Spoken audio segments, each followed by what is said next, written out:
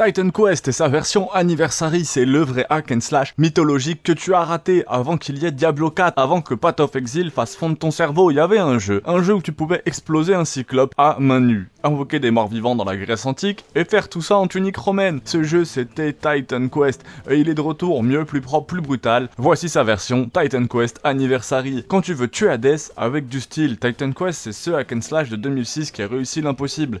Te faire oublier que Diablo, en remplaçant les démons par des dieux grecs, des scarabées géants, des satyres cracheurs de feu.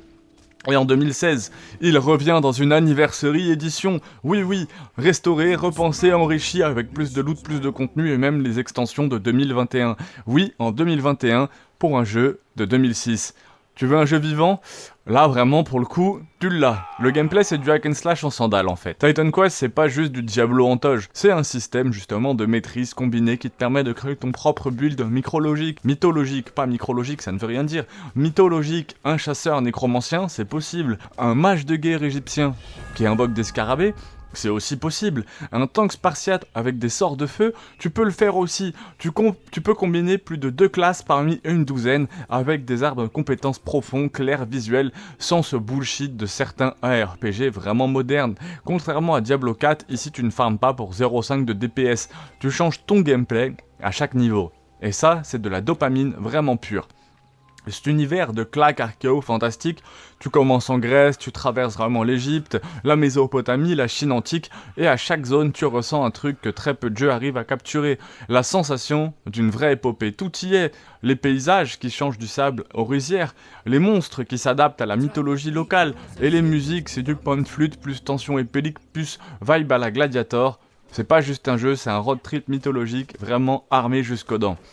La difficulté, l'illusion du noob friendly, un nouveau terme. Au début, tu roules, t'es fort, tu tranches, et ça, c'est vraiment cool. Tu crois que t'es invincible, jusqu'au moment où un mob violet t'envoie en orbite pour avoir oublié de monter ta résistance au poison. Titan Quest, c'est un jeu qui ne te tient pas par la main.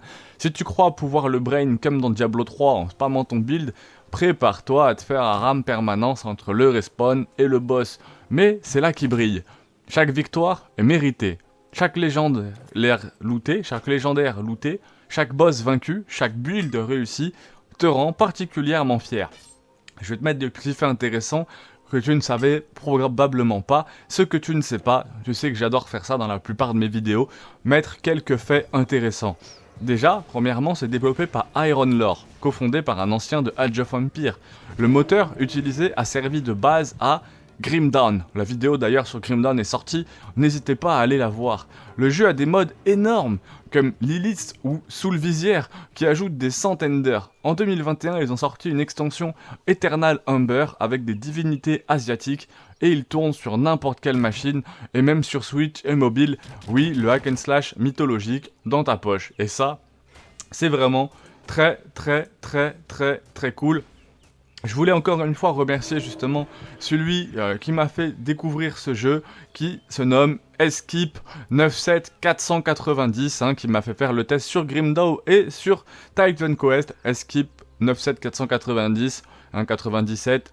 Force à toi, n'hésitez pas à mettre aussi les jeux, comme ça vous aurez vos petites dédicaces dans une vidéo. On a aussi, pour le comparer ce jeu, moi je pourrais le comparer à Diablo 4. Diablo 4 a plus de budget, mais il y a moins de bulles de fun. Path of Exile, 10 fois plus profond, mais 10 fois plus opaque. Grim Dawn, son frère spirituel, un peu plus dark, mais moins lumineux pour Titan Quest. Et Lost Ark et Titan Quest est plus rapide, moins RPG. Titan Quest, c'est vraiment cet équilibre parfait entre accessibilité, profondeur et style unique. Tu peux le lancer, jouer 30 minutes ou 3 heures, dans tous les cas, tu vas toujours progresser, et ça c'est super cool dans un jeu. Conclusion, c'est vraiment un chef-d'œuvre que t'as probablement zappé. Titan Quest Anniversary, c'est comme cette vieille statuette dans un grenier, pleine de poussière, mais quand tu la nettoies, elle brille plus fort que tout ce que tu vois aujourd'hui. Pas de cosmétiques à 20 balles, pas de Battle Pass, pas de microtransactions. Vraiment, c'est juste un putain de bon jeu, fun, complet, qui te respecte. Titan Quest, c'est ce que tu jouais quand t'étais jeune, et que tu ne savais pas encore que le jeu vidéo allait devenir un super marché.